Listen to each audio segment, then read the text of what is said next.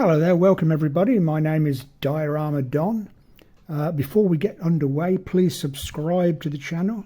Click that like button and that subscribe button. I had a couple of people, well, a few people actually, asked me to make a tower of some kind, medieval tower or church tower. Someone asked me to make an Assassin's Creed tower, which I'm quite willing to do, as long as I know what the hell Assassin's Creed is. No, I do know actually. My sons were into Assassin's Creed when they first came out, which is a good few years ago now. So I do know all about Assassin's Creed. The video games that came out. I know from first-hand experience when my sons would throw controllers across the room because they couldn't do it. So it's a tower. I've made a tower. I've made it from polystyrene. That's all. No other. Nothing else. A little bit of cardboard here and there. So let's get into this video and I will show you how I went about making it. So if you're a regular viewer to this channel, you will know that most of my buildings or whatever I make is normally 2mm cardboard. I make tanks, houses, barns, everything 2mm cardboard. It's a good medium for making those types of things. But for this project I'm going to use something completely different. This is 1/2" polystyrene. I know the medium of choice these days is styrofoam. But I can't get any of that, so I'm going to use polystyrene. So we'll start off with the bricks or the stones. It will be made from stones, and many times I've seen people modelling stones, and they're just too big. If we're doing something in 1/35 scale, it needs to be in scale of some kind. They have massive, huge bricks on their buildings, so it needs to be reasonably small to be in scale. So I've marked out 3/8 of an inch, which is still quite big, really, as the height between the stones.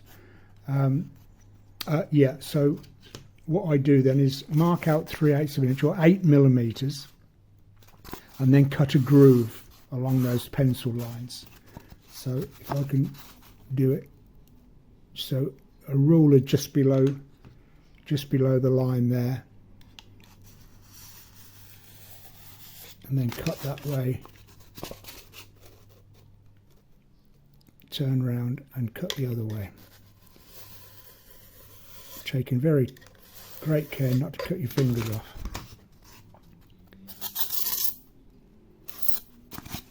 So we've got a groove there now for the beginnings of my stones, and then as it's a medieval building and the stones will have weathered quite a bit, it doesn't matter if it's an exact straight line between each brick. In fact, it's better if it's not a straight line. So, especially with polystyrene, it's quite easy just to gouge out the line between,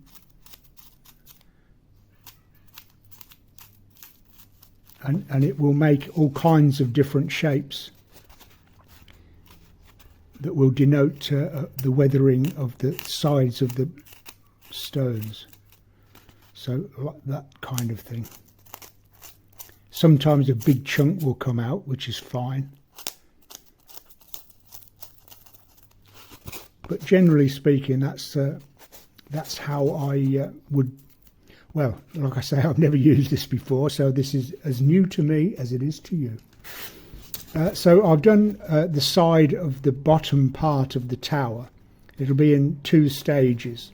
This is the bottom part. So we've got that all marked out now, and the front of it, I've marked out a door, But of course, with polystyrene, you're going to get that effect even even on a large circle. It's still not easy to get a perfect circle. You could use one of those hot wire cutters, I suppose, but to be honest, I can't get on with those. But anyway, what I've done is make back to 2mm cardboard again.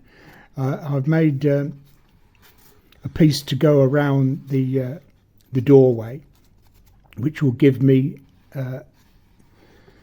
the stones that will go around there, and it will stand proud of the rest of the building, which will make it look quite good, I think. And again, I've just made a groove where the stones, the dressed stones, will have been. So that's the bottom part. The side, where is it? I've cut a 45-degree angle. Simple enough to do. If it's ½ inch thick, then come back from the edge ½ inch, and then cut along there at 45 degrees. Then that will sit. Where are we? Oh dear, that's it, like that. So that will sit. No, that's it. That will sit there. So we've got a 45-degree angle on there, and that will sit there. That will mean that I can put my buttresses up against there, and they will be at a 45-degree angle like that, because they will sit up against this angle here. Yes? No? Yes. And again, it's just the same thing. Cut the grooves and then cut each individual stone. And I've put cardboard on here as well. It makes it look a lot cleaner. So I'll stick all this together to make the bottom part. That way. That's it. So we'll make the bottom of the tower, and then put like a floor on the top of it, and then I'll put the second story, or the taller bell tower, if you like, on the top. So yeah, I'll do that, and we'll see how we get on. Okay, so I've assembled all the parts. We've got something resembling a tower now. Polystyrene, you can stick it with hot melt glue. If you're sticking cardboard to polystyrene, then put the glue on the cardboard and just wait a few seconds for it to cool down a little. Not too much, or your glue will go hard. But if you wait a few seconds and then put it onto the polystyrene, it won't melt the polystyrene. It won't be hot enough to do that, but it will stick on. So sticking cardboard to polystyrene is no problem at all, really. But sticking polystyrene to a polystyrene, you really do have to be quick. So if you put the hot melt glue onto one part of the polystyrene and then put the other piece in, and then just jiggle it about. Don't keep it together like that, or it will just melt into one half and it won't stick the two together. But if you move it about for a few seconds, it displaces the glue so that it adheres to both parts. It takes a bit of getting used to, but it is possible to do, honestly. Okay, so now we've got our tower. What we need to do is paint it. Well, we can't paint straight onto polystyrene, not really.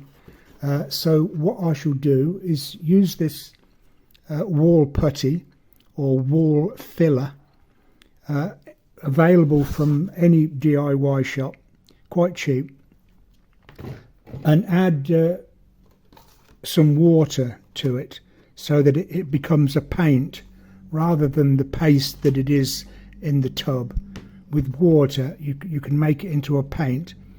I've added a little bit of black paint to it to make it a different colour so that I can see what I've done, because white polystyrene and white filler, you can't tell what you've painted.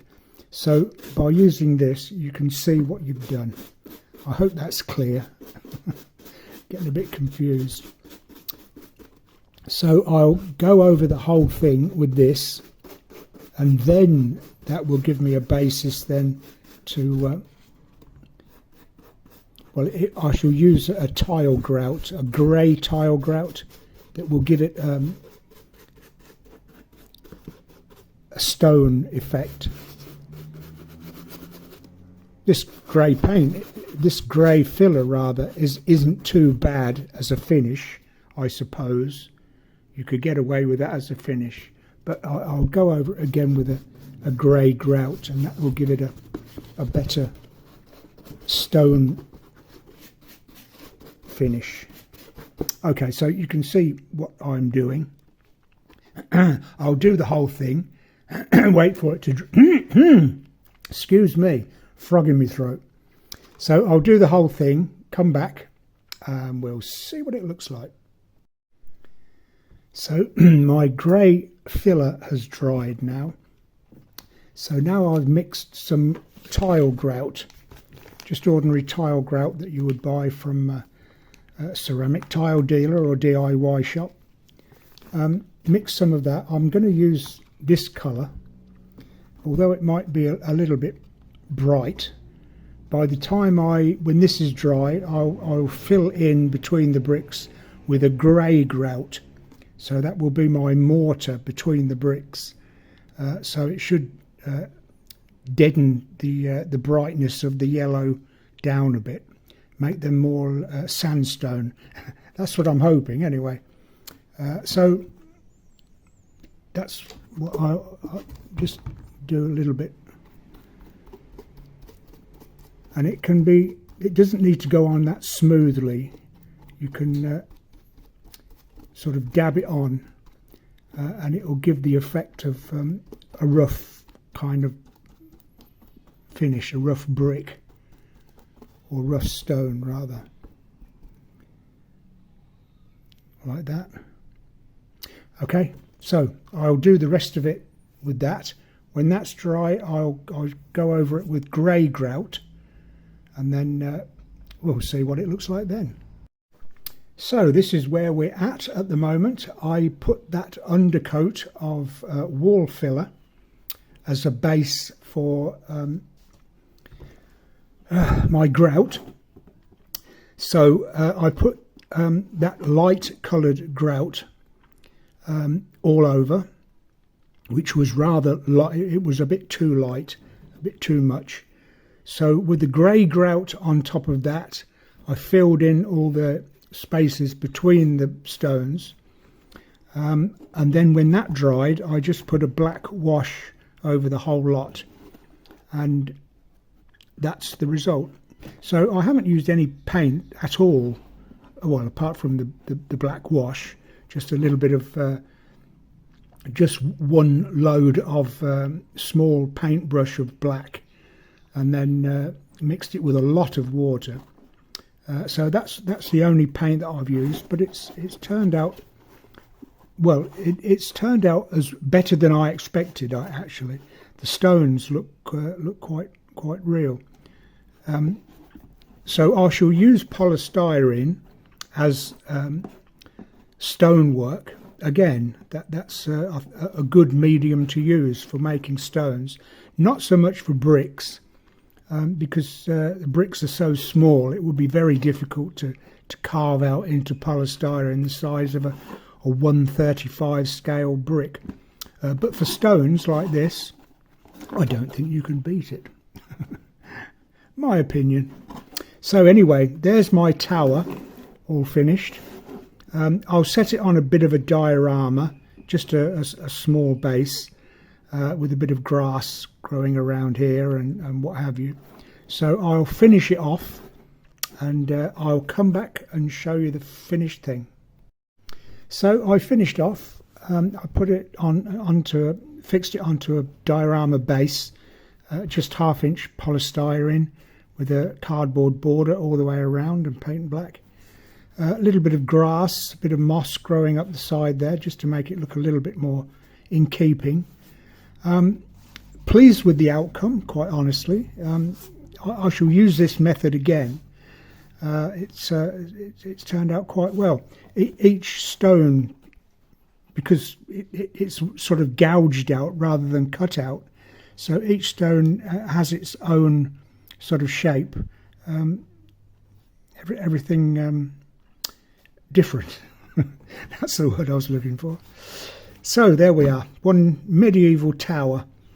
I hope the people that asked for a tower, I hope it fulfills your needs, and you may have some idea of your own to make yourself.